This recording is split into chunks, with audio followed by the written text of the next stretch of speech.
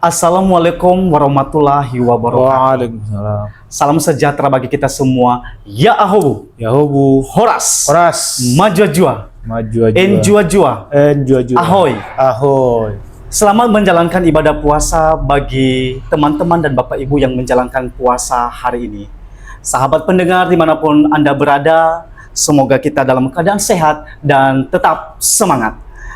Senang sekali saya Karya Almasi Telombanua bisa menemani Anda dalam podcast Kementerian Agama pada hari ini, yang mana podcast ini hadir sebagai ruang diskusi yang memberikan manfaat dan juga makna yang begitu banyak untuk kita semua, untuk membahas bagaimana peran Kementerian Agama dalam kehidupan masyarakat.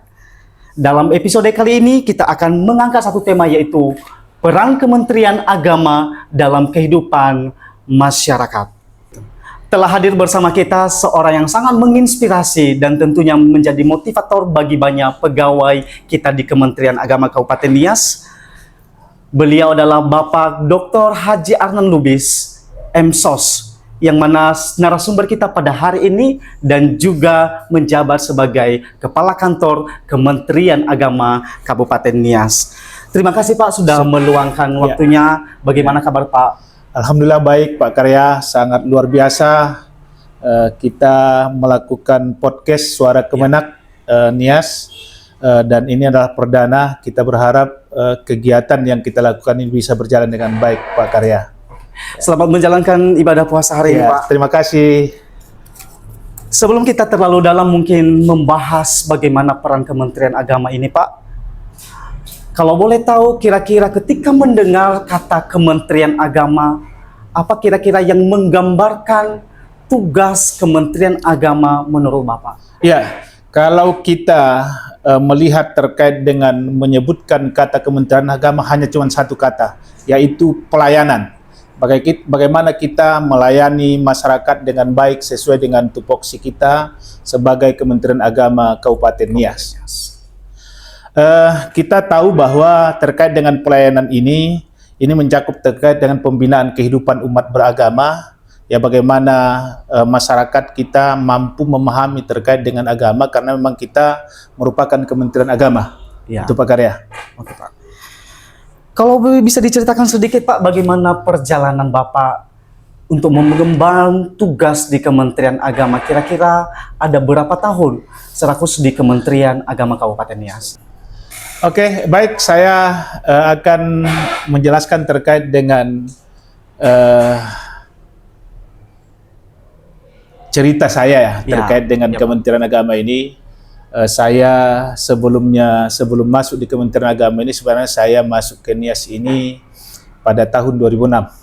2006 itu pasca gempa bumi di Nias, ya kebetulan saya masuk melalui NGO karena suasana terkait dengan gempa bumi, jadi kita masuk melalui NGO PKP, namanya Pusat Kajian dan Perlindungan Anak. Tentu saya melakukan intervensi terkait dengan bagaimana trauma healing terhadap anak-anak yang ada di Kepulauan Nias ini, karena memang mengalami gempa bumi yang cukup dahsyat di Nias. Berjelang beberapa tahun saya di NGO, pada tahun 2008 saya tes CPNS Kementerian Agama di Kabupaten Nias Selatan malah tesnya. Saya 2008 tes, lulus 2009.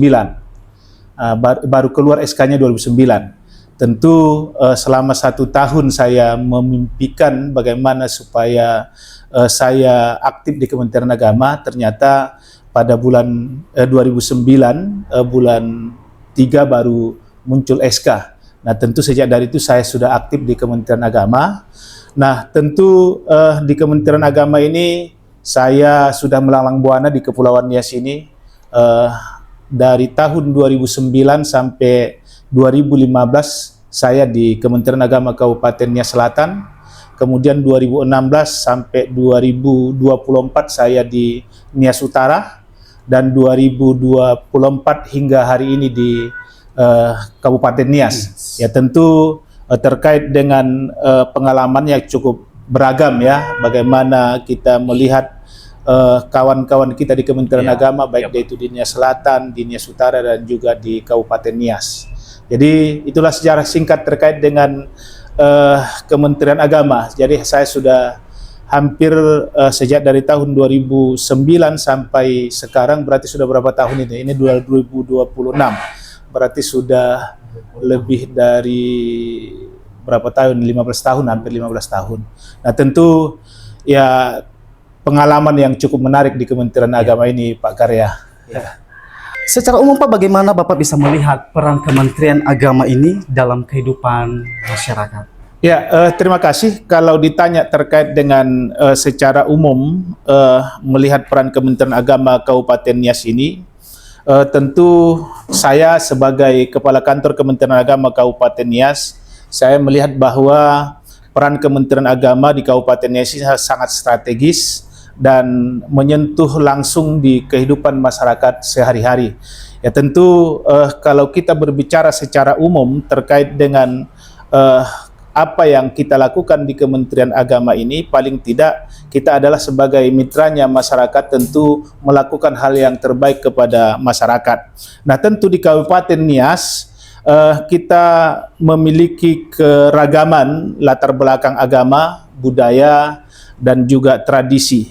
Jadi banyak hal-hal yang dilakukan oleh Kementerian Agama, salah satunya adalah penjaga kerukunan dan toleransi antar umat beragama. Kita sebagai Kementerian Agama tentu saling menghargai terkait dengan bagaimana kita di sini yang memiliki keragaman agama. Tidak hanya cuma satu agama, tapi berbagai ragam agama. Tentu kita hadir di Kementerian Agama ini selain untuk menjaga persatuan kita, tentu kita ya terus bagaimana kita menjalin toleransi antar umat beragama yang ada di Kabupaten Nias ini.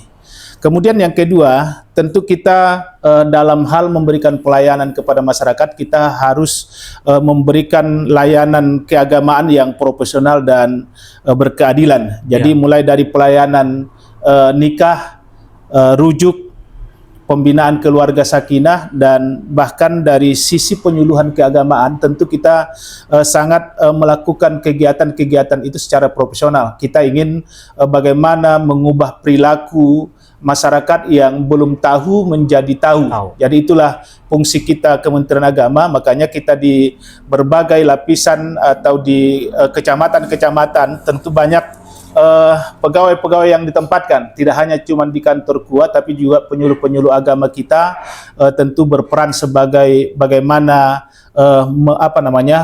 menjadi penyuluh. Penyuluh itu kan lampu bagi masyarakat, menerangi yang mana yang belum diketahui, dan kemudian bisa mengayomi masyarakat yang ada di Kabupaten Nias. Itu Pak Karya. Sangat benar sekali ya Pak, tentunya peran ini sangat strategis ya Pak ya. Iya. Untuk peran Kementerian Agama ini dalam kehidupan masyarakat yang mungkin tidak juga memandang atau melihat latar belakang yang berbeda. Iya, betul. Tentunya sebuah peran yang diberikan Kementerian Agama ini sangatlah menghargai dan juga memberikan toleransi bagi seluruh umat yang ada di Kabupaten Nias ini. Kalau boleh tahu lagi Pak, secara mendalam, kira-kira peran apa yang dirasakan langsung oleh masyarakat selama ini dari peran Kementerian Agama itu sendiri? Ya, terima kasih Pak Karya. Menurut saya peran Kementerian Agama yang paling dirasakan langsung oleh masyarakat kita selama ini adalah pelayanan keagamaan yang bersentuhan dengan kebutuhan hidup sehari-hari. Ya tentu masyarakat tahu Kementerian Agama ini adalah memiliki pegawai-pegawai yang capable di bidangnya masing-masing, terutama dalam pelayanan hidup umat beragama itu. Jadi ada beberapa hal utama yang benar-benar dirasakan langsung oleh masyarakat kita. Yang pertama itu pelayanan pernikahan dan pembinaan keluarga sakinah. Tentu ini ada di kantor urusan agama. Jadi pelayanan keagamaan terkait dengan pernikahan ini, kita memang saat sekarang ini sebelum melaksanakan pelayanan pernikahan, kita akan melakukan suscatin dulu, kursus khusus untuk calon pengantin. Karena memang ketika sudah menikah nanti tidak mungkin lagi banyak bertanya ke yang lain. Betul. Sehingga kita Kementerian Agama memang diharuskan adanya suscatin bagi para calon yang menikah supaya betul-betul ketika sudah melangsungkan hidup rumah tangga itu memiliki pengetahuan yang cukup mendalam terkait dengan bagaimana sebenarnya menjalani hidup rukun di dalam keluarga itu. Itu yang pertama. Kemudian yang kedua, kita juga melayani pendidikan keagamaan dan pembinaan generasi muda. Seperti kita ada juga guru agama kita, Iya, Pak. baik Kristen, Katolik dan juga Islam. Kita memiliki guru agama di masing-masing sekolah yang ada di Kabupaten Nias ini. Tentu guru agama kita ini berperan bagaimana mendidik anak-anak bangsa, generasi bangsa ini supaya betul-betul memahami terkait dengan agama dan keagamaan ini. Jangan nanti begitu dia selesai tamat sekolah tapi tidak memiliki pemahaman terkait dengan agamanya masing-masing. Kita Kementerian Agama hadir juga menjamin ya terkait dengan pendidikan agama dan keagamaan di masing-masing sekolah kita. Kemudian seterusnya juga kita tentu selain itu banyak upaya-upaya yang kita lakukan di tengah-tengah masyarakat, terutama juga terkait dengan penyuluhan agama kita. Dan kemudian banyak yang kita lakukan kerjasama dengan lintas seperti halnya hari ini kita melakukan pelayanan agama dan keagamaan itu di lapas. Kemudian kita juga memberikan penyiaran keagamaan di RRI. Nah tentu ini menjadi bahagian dari program keagamaan kita, bagaimana supaya masyarakat itu langsung menerima materi-materi keagamaan itu, dan semua masyarakat di Kepulauan Nias ini, khususnya di Kabupaten Nias ini, mampu menerima dengan baik terkait dengan materi-materi keagamaan, Pak Karya.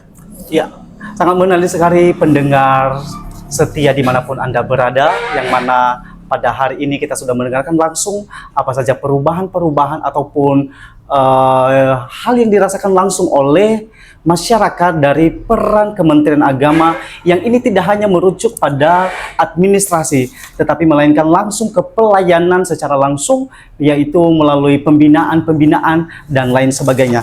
Kalau boleh tahu lebih dalam lagi Pak, kira-kira adakah perubahan signifikan yang dalam pelayanan Kementerian Agama ini beberapa tahun terakhir ini? Perubahan-perubahan seperti apakah yang sudah ada, yang sudah terjadi di kementerian kita?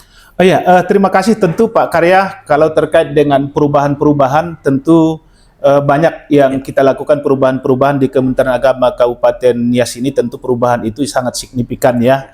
Salah satunya adalah digitalisasi layanan. Kita terkait dengan administrasi layanan seperti kita saat sekarang ini kan ada namanya PTSP, pelayanan terpadu satu pintu di kantor Kementerian Agama Kabupaten Nias ini. Kita sudah melakukan itu sudah hampir 1 tahun ya, dan segala sesuatu terkait dengan ketika misalnya masyarakat datang melakukan pelayanan kemari ditangani langsung oleh ruang PTSP kita. Bisa itu lebih cepat lagi ya Pak? Iya, bisa lebih cepat. Jadi masyarakat itu tidak harus langsung kepada siapa mereka yang akan cari, tapi melalui PTSP ini bisa di situ saja sudah bisa tuntas. Jadi nanti orang PTSP itu langsung ke sasaran siapa yang mereka tuju, ke seksi mana orang itu yang untuk melakukan tugas ya, sehingga nanti tim PTSP ini yang menyampaikan kepada masing-masing penanggung jawab terkait dengan apa yang dibutuhkan oleh masyarakat. Tentu itu layanan yang cukup bagus yang kita lakukan hari ini terkait dengan pelayanan terpadu satu pintu itu, sehingga tidak sulit lagi masyarakat untuk melakukan apa sesungguhnya yang ia inginkan di Kementerian Agama ini.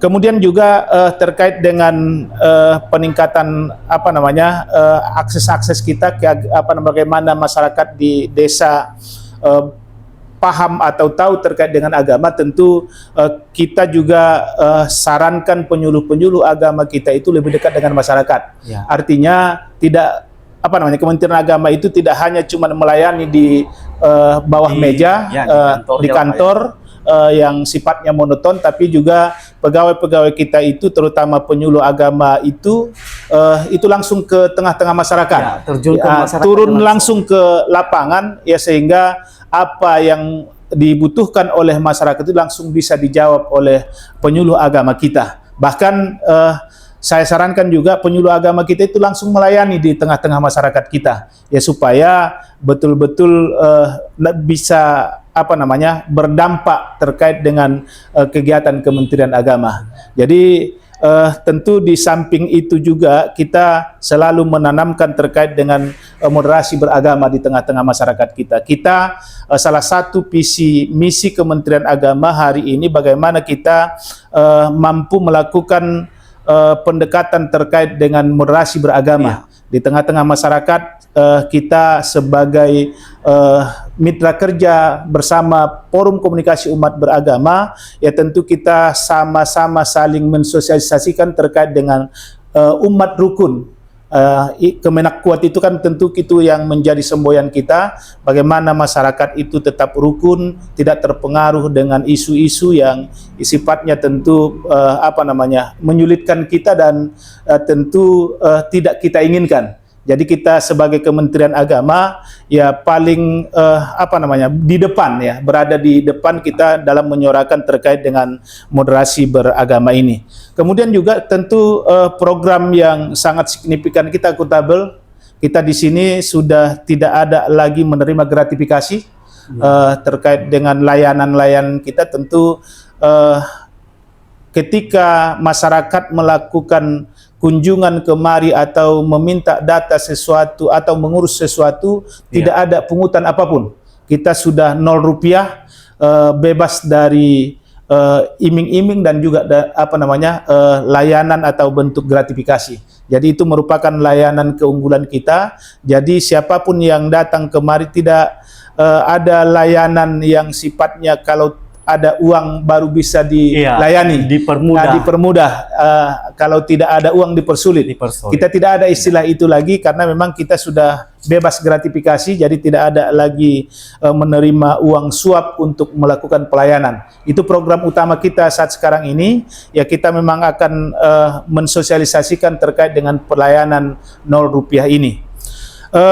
Kemudian mungkin itu saja, tentu singkatnya terkait dengan pelayanan Kementerian Agama telah bergerak dari yang bersifat konvensional ke arah layanan yang lebih modern, mudah diakses, transparan, dan juga berorientasi pada kebutuhan masyarakat. Jadi itulah yang kita lakukan terkait dengan perubahan-perubahan layanan yang kita lakukan di akhir-akhir ini, Pak Karya. Ya, menarik sekali ya, Pak. Ternyata perubahan-perubahan yang begitu signifikan yang terjadi di Kementerian Agama untuk tahun terakhir ini itu sangatlah berdampak baik ya untuk masyarakat kita. Tidak hanya seperti yang Bapak sampaikan tadi, bahwasanya pelayanan tidak hanya di kantor tetapi langsung turun ke masyarakat, ke masyarakatnya. Tentunya ini juga merupakan perubahan-perubahan dan kita berharap perubahan-perubahan yang lebih banyak lagi untuk dapat berdampak baik bagi masyarakat di Kabupaten Nias. Untuk menutup perjumpaan kita di podcast ini, maka apa yang menjadi harapan, apa yang menjadi pesan untuk peran Kementerian Agama Kabupaten Nias kita ini tentunya, Pak? Ya, tentunya terkait dengan pesan-pesan saya terhadap kita, terutama pegawai Kementerian Agama, tentu kita sebagai pelayan umat tetap berinovasi, bagaimana kita mampu menginterpretasikan apa yang seharusnya menjadi tugas dan fungsi kita di tengah-tengah masyarakat. Jadilah kita penegak moral bangsa, karena memang kita pegawai Kementerian Agama, tentu dari kita muncul sebagai panduan, acuan, dan bahkan bisa dikatakan kita ini sebagai contoh di tengah-tengah masyarakat. Tentu kita harus lebih baik dibandingkan dengan yang lainnya. Tentu dengan semangat untuk melayani, ya, sehingga kita berdampak di tengah-tengah masyarakat. Jadi Kementerian Agama hari ini memiliki moto layanan berdampak ya. Tidak hanya cuman sekedar mengurusi administrasi, tapi bagaimana Kementerian Agama memiliki dampak yang signifikan di tengah-tengah masyarakat dalam hal pelayanan.